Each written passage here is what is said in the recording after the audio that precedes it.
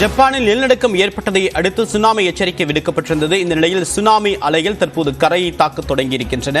இதனை அண்மை செய்தியாக பார்த்துக் கொண்டிருக்கிறோம். இந்தியாவில் கடந்த 2004ஆம் ஆண்டு சுனாமி தாக்குதல் நடைபெற்ற நிலையில் தற்போது ஜப்பானில் அவ்வப்போது வழக்கமாக நிலநடுக்கம் ஏற்படுவது என்பது வழக்கம். ஆனால் சுனாமி உருவாகக்கூடிய அளவுக்கு நிலநடுக்கம் என்பது அண்மை காலத்தில் ஏற்படவில்லை. இந்த நிலையில் ஜப்பானில் தற்போது மீண்டும் நிலநடுக்கம் ஏற்பட்டக்கூடிய நிலையில் அதனுடைய சக்தியின் காரணமாக கடலில் இருந்து சுனாமி அலைகள் மேலெழும்பி வருகின்றன. இதன் காரணமாக சுனாமி அலைகள் ஜப்பான் நகரத்துடைய கரைப்பகுதியை தாக்கக்கூடிய அண்மை செய்தி தற்போது நாம் பார்த்துக் கொண்டிருக்கிறோம். இன்னும் சேத விவரங்கள் தொடர்பாக முதற்கட்ட தகவல் வெளியாகவில்லை. தற்போதுதான் இந்த சுனாமி அலைகள் ஜப்பான் கரையை தாக்கி வருவதாக அண்மை தகவல் கிடைத்திருக்கிறது.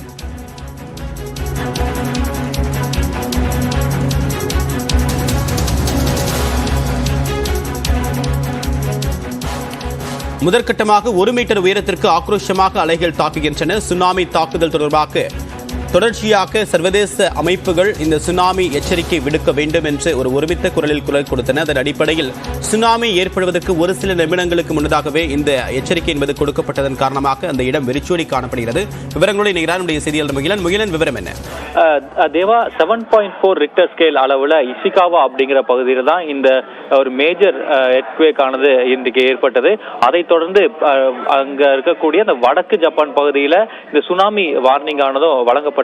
தற்போது நமக்கு கிடைக்கக்கூடிய அந்த அண்மை செய்தி என்னன்னா, சுனாமி வார்னிங்ல வஜிமா அப்படிங்கிற பகுதியில 1 மீட்டர் அளவுக்கு தற்போது அலைகள் அந்த கரையை நோக்கி வந்து கொண்டிருக்கு. அதே போல டொயோமா அப்படிங்கிற பகுதியில 50 சென்டிமீட்டர் அளவுக்கு உயரத்திற்கு அலைகள் எழுந்து அந்த கரையை அடித்து வருவதாக தற்போது ஜப்பானிலிருந்து வரக்கூடிய தகவல்கள் தெரிவிக்கின்றது.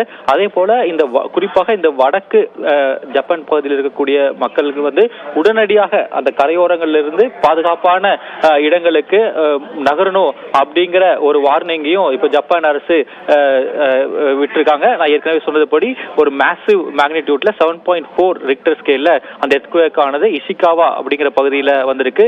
மத்திய ஜப்பான் பகுதி அந்த major tsunami warning also has been issued for Ishika prefecture. அதாவது இந்த எங்க அந்த நிலநடுக்கம் நடந்ததோ அந்த இஷிகாவா பகுதியிலிருந்து உடனடியாக மக்கள் வெளியேற வேண்டும் அப்படின்னு தகவல் அந்த வார்னிங் ஆனது கொடுத்திருக்காங்க. அதே போல நிகாட்டா, டொயோமோ, யகமாட்டா போன்ற பகுதிகளில் இருக்கக்கூடிய மக்களும், அதாவது ஜப்பான் சீகோஸ்ட் பகுதியில் இருக்கக்கூடிய மக்கள் உடனடியாக பாதுகாப்பான பகுதிக்கு வெளியேறணும் அப்படிங்கிற அந்த எச்சரிக்கையும் கொடுத்திருக்காங்க. நம்ம காட்சிகள்ல பார்க்க முடியும். அந்த நிலநடுக்கம் ஏற்பட்ட உடனேயே மக்கள் அதாவது இந்த திறந்த வெளி பகுதிகளில் அதிகமா கூடியிருக்கக்கூடிய காட்சிகளையும் நம்ம இப்ப பார்த்து வரோம். ஏற்கனவே சொன்னது போல அந்த அலைகள் தற்போது வரைக்கும் அந்த வஜிமா அப்படிங்கிற பகுதியில் தான் சுமார் 1 மீட்டர் அளவுக்கு அந்த உயரத்திற்கு அலைகள் எழுவதையும் நம்ம காட்சிகள்ல பார்க்க முடியுது. தேவா முகிலன், தற்போது தொடர்ந்து வெவ்வேறு ரிப்போர்ட் வந்துட்டு இருக்கு. கிட்டத்தட்ட 1 மீட்டர் உயரம் வரைக்கும் இந்த முதற்கட்ட அலைகள் வந்தாலும் கூட 16 அடி உயரம் வரைக்கும் கிட்டத்தட்ட 5 மீட்டர் வரைக்கும் இந்த அலைகளுடைய உயரம் இருக்கக்கூடும் அப்படின்ற எச்சரிக்கை விடுக்கப்பட்டிருக்கு. நீங்க குறிப்பிட்ட 3 கடலோர பகுதிகளில் ஒரு இடத்துல ஒரு நியூக்ளியர் ரியாக்டரும் ஒன்று இருக்கு. அது ஒரு பாதுகாப்பாக இருக்கிறதா தான் அறிவிப்பு வெளியிட்டிருக்காங்க. இந்த எச்சரிக்கை அப்படின்றது 7.4 அப்படின்ற ரிக்டர் அளவுகள் அப்படின்றது ஒரு மேசிவான எர்த்குவேக். இதன் காரணமாக தற்போது ஜப்பானுடைய கடற்கரை நகரங்கள் முழுமையாக இப்போ ஓரளவுக்கு கட்டுக்குள் கொண்டு வரப்பட்டிருந்தாலும் எச்சரிக்கை கொடுக்கப்பட்டிருக்கு. அதன் காரணமாக ஒரு பதற்றம் அங்கே இருக்கிறத நம்மால் உணர முடியுது. அதனால நகரத்துக்குள்ளாக 1 மீட்டர் அளவுக்கு இந்த சுனாமி அலைகள் உள் வரக்கூடிய காட்சிகளை நம்மால் பார்க்க முடியுது. பொதுமக்கள் யாரும் இல்லை அப்படின்றத நம்மால் புரிந்து கொள்ள முடியுது. காட்சிகளை பார்க்கும்போது அவங்களுக்கு ஓரளவுக்கு அலர்ட் கொடுக்கப்பட்டு முன்கூட்டியே அவங்க வெளியேற்றப்பட்டிருக்காங்க. சில நிமிடங்களுக்கு முன்னதாக கொடுக்கப்படக்கூடிய ரிப்போர்ட் கூட ஒரு பலருடைய உயிர்களை காப்பாற்றும் அப்படின்றதுக்கு இந்த எச்சரிக்கை அப்படின்றது ஒரு மிகச்சிறந்த உதாரணம். அந்த எச்சரிக்கையை உணர்ந்து உடனடியாக இருந்த மக்கள் தங்களை தாங்களே தற்காத்துக் கொள்ள வேறு இடத்திற்கு நகர்ந்திருக்கிறார்கள் அப்படின்றது நம்ம காட்சியில பார்க்கும்போது புலப்படுது. அதே மாதிரி அந்த கடல் அலைகள் நகரத்துக்கு உள்ளாக வரக்கூடிய அந்த காட்சியில் நம்மால் திரையில் பார்க்க முடியுது. சுமார் 7.4 ரிக்டர் அளவில் சக்தி வாய்ந்த நிலநடுக்கம் ஏற்பட்டதை தொடர்ந்து ஜப்பானுடைய கடற்கரை பகுதி நகரங்களுக்கு சுனாமி எச்சரிக்கை விடுக்கப்பட்டிருக்கு.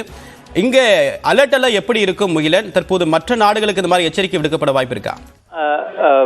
தேவா, தற்போது அதாவது இந்த 7.4 ரிக்டர் அளவுல இந்த நிலநடுக்கம் ஏற்பட்டது உடனேயே இந்த சுனாமி வார்னிங் ஆனது வழங்கப்பட்டிருக்கு. நான் ஏற்கனவே சொல்லியிருந்தேன், அந்த இஷிகாவா அப்படிங்கிற பகுதியில தான் அந்த எபி சென்டர் ப்ரீஃபேக்சர் ஆன பகுதி, அதாவது அங்கதான் நிலநடுக்கம் நடந்திருக்கு.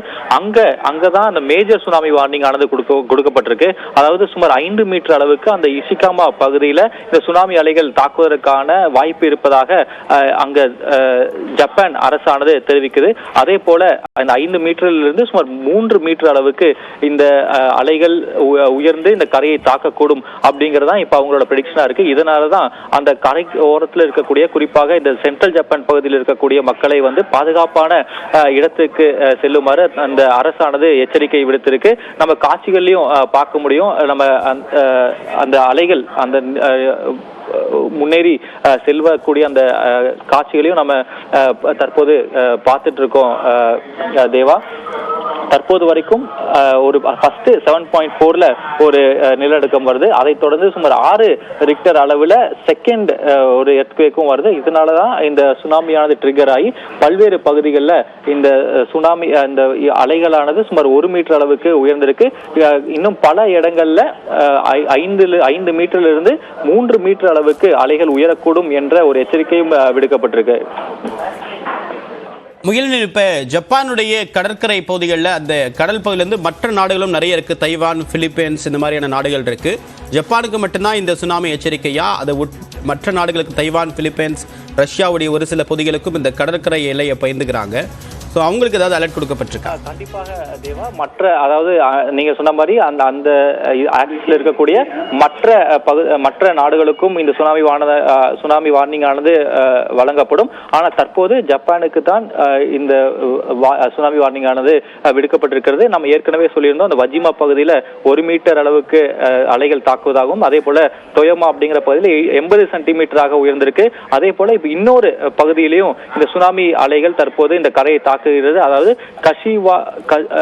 நிகாட்டா அப்படிங்கிற ஒரு பகுதியில் 40 சென்டிமீட்டர் அளவுக்கு இந்த அலைகள் உயர்ந்து இந்த கரையை தாக்குவதாக தற்போது ஜப்பான் அரசானது தகவல் வெளியிட்டிருக்கிறது தேவா. ஜப்பானில் தற்போது நிலநடுக்கம் ஏற்பட்டதன் காரணமாக சுனாமியும் தாக்கி வருகிறது. அதனுடைய முதற்கட்ட தகவல் நாம் பார்த்தோம். உங்களை விரிவான தகவலுக்கு நன்றி மகிழன்.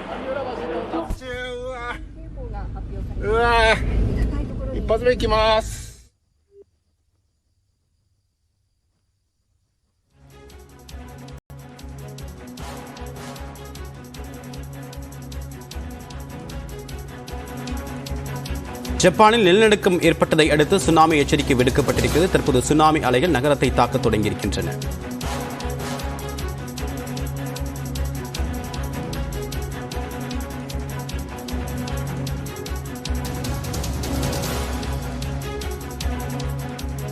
தற்போது ஜப்பானில் வசித்து வரக்கூடிய பொன்னி வளவன் என்ற நேயர் நம்முடன் இணைகிறார். அவருடன் பேசலாம். சார் வணக்கம். இணைப்பு துண்டிக்கப்பட்டது. தற்போது ஜப்பானுடைய நிலவரத்தை பார்த்து வருகிறோம். ஜப்பானில் தற்போது வடக்கு கடற்கரையோர பகுதிகளில் 7.5 ரிக்டர் அளவில் நிலநடுக்கம் ஏற்பட்டதன் காரணமாக தொடர்ச்சியாக 2 நிலநடுக்கங்கள் அடுத்தடுத்து ஏற்பட்டதன் காரணமாக சுனாமி எச்சரிக்கை விடுக்கப்பட்டிருக்கிறது.